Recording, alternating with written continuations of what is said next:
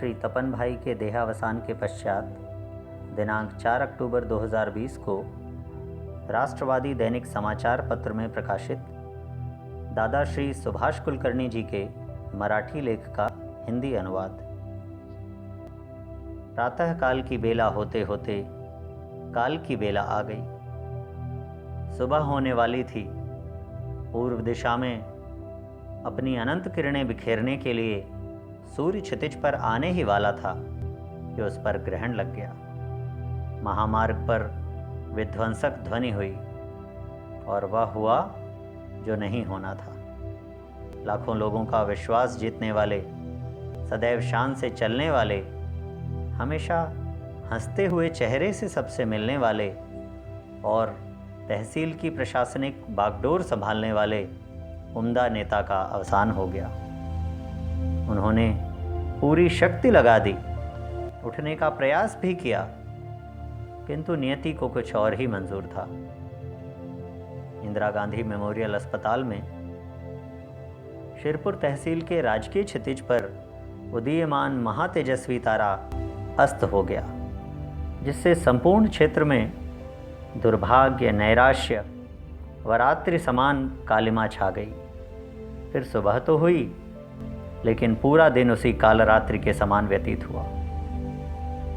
तपन भाई के बारे में किसी को अंदेशा न था कि वे अचानक घर से चले जाएंगे और यही उनकी अंतिम यात्रा होगी। यह बात कुछ अविश्वसनीय सी मालूम होती है। लोगों का कहना है उन्होंने कुछ समय पूर्व ही राजनीति के क्षेत्र में कदम रखा है, किंतु हमने कभी तपन भाई को राजनीति करते देखा नहीं। स्पष्ट बोलने वाले, समय पर सही निर्णय देने वाले तपन भाई राजनीति के क्षेत्र में छल कपट और दांव पेच से अनभिज्ञ थे। कदाचित यही उनकी लोकप्रियता का रहस्य भी है। जीवन पर्यंत जन सेवा का दिखावा करने वालों को जो मुकाम हासिल नहीं होता, वह तपन भाई को सहज ही उपलब्ध था, जो कि लोकप्रियता में कुबेर का भंडार था और लोगों में उनकी ख्याति का कारक भी। जब आपका अर्जित किया हुआ धन लोकहित में था, आपका समय लोकहित में था और संपूर्ण जीवन जनहित में था, तब इन लोगों की ओर पीठ करके बिना बोले रात के अंधेरे में मृत्युशैया पर जाने का अधिकार आपको किसने दिया तपन भाई? लोकप्रियता हासिल करने में क्या इसीलिए जल्दी की थी? सतपुड़ा की श्रृंखलाओं में आपके नाम का युवा मंच स्थापित करके लोक सेवा का अलख जगाने वाले, आपकी गरिमामयी उपस्थिति से आलोकित होकर धूप छांव की परवाह किए बिना कंदराओं में पौधारोपण करने वाले, आपके साथ सेल्फी लेते हुए कृतज्ञता का भाव प्रदर्शित करने वालों के कंधे पर आपके हाथ रखते ही मानो उन्हें परिश्रम का फल मिल गया हो, ऐसी उनकी भावना दिखाई देती थी। आपके उद्गार कैसे हो भाई सुनकर जिनका हृदय भर आए, मानो तपन भाई हमें पहचानते हैं। ऐसे युवा अब किसकी ओर देखें, किससे उम्मीद रखें? लॉकडाउन जैसी कठिन परिस्थिति में टेक्सटाइल पार्क में काम करने वाले मजदूरों को सदैव समय पर उनका पारिश्रमिक देने वाले तपन भाई उनका आधार थे। अब वे किससे उम्मीद रखें, क्या करें? शिक्षा से लेकर आरोग्य तक की समस्याएं बड़ी उम्मीद से आपके पास लेकर आने वाले विशाल जनसमूह अब कहां जाएं? बहुत बड़ा प्रश्न चिन्ह लगाकर समय से पहले चले गए हैं आप। वे सभी व्यक्ति जो तपन भाई को प्रत्यक्ष रूप से जानते हैं, समय से पूर्व उनके चले जाने से सभी सदमे में हैं। जिनसे उनका प्रत्यक्ष संपर्क नहीं भी हुआ, उनका भी हृदय भर आया है। सदैव लोगों के बीच रहने वाले तपन भाई के पास उनके प्रश्नों के समाधान थे। हर समस्या का हल उनके पास होता था। स्वर्गीय श्री मुकेश भाई का साहस, श्री अमरीश भाई की परिपक्वता और आदरणीय श्री भूपेश भाई की मानवता का संगम थे तपन भाई। स्वर्गीय पप्पा जी का दातृत्व उन्हें विरासत में मिला। लोगों का दिल जीतने का गुण उनमें नैसर्गिक रूप से था ही। पूर्वाग्रह उनके लिए त्याज्य था। सम्मुख आने वाला व्यक्ति विरोधी है, समर्थक है, स्वपक्षीय है या वास्तव में ज़रूरतमंद है अथवा अवसरवादी है, यह विचार न करते हुए वह मनुष्य है, इस बात को प्राथमिकता देते थे। इसलिए उनका संवाद कभी एक तरफा नहीं होता था। वह तपन भाई का ही अधिकार क्षेत्र था, जहां हरेक का पक्ष सुना जाता था। ऐसी अवधारणा लोगों की है। इन्हीं गुणों के कारण उनके कोई शत्रु नहीं है। जहां भी वे गए उन्होंने केवल मित्र बनाए, क्योंकि सत्ता आती जाती है, कार्यकर्ता बदलते रहते हैं, समय बदलता रहता है, लेकिन मित्रता हमेशा रहती है। यही उनकी सफलता का सूत्र था। छोटे से छोटा कार्यकर्ता भी उनके लिए भाई समान था।